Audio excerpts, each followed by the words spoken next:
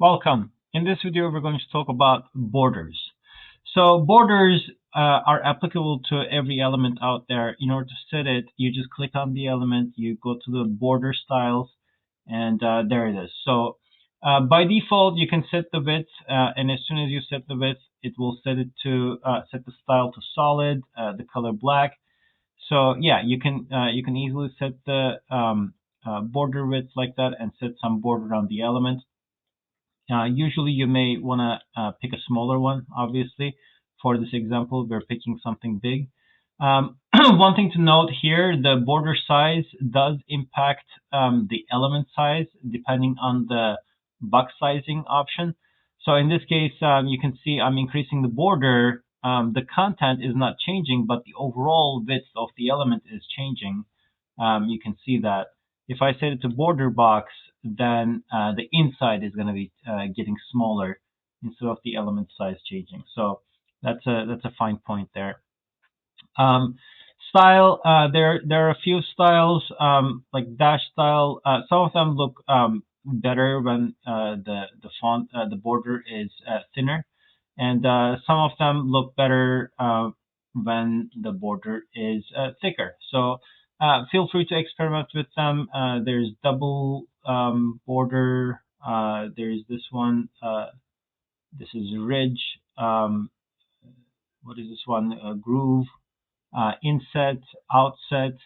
So yeah, feel free to test out whatever you want.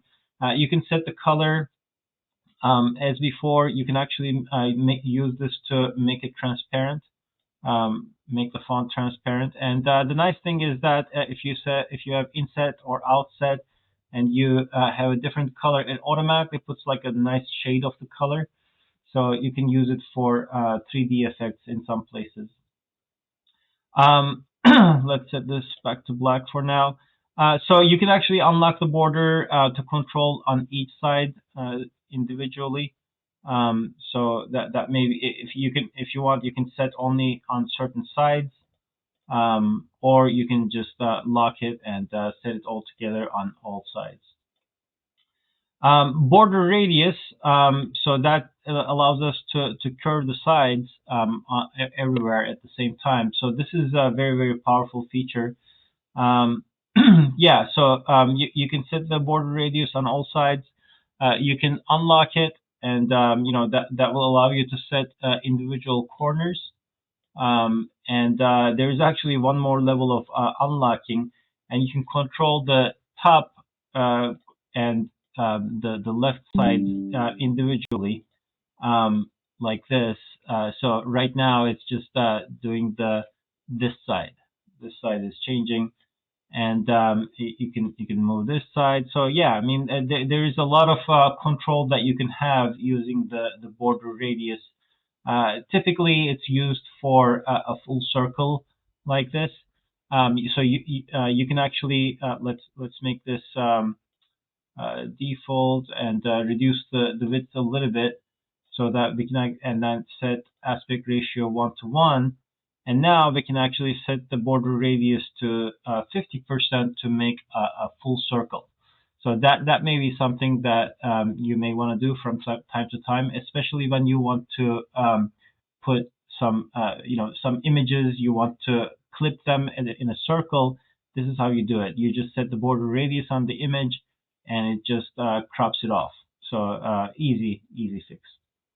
Um, Lastly, we got the outline. So the outline is also curves with the border radius. Let me just pick a different value color here so that we can see it.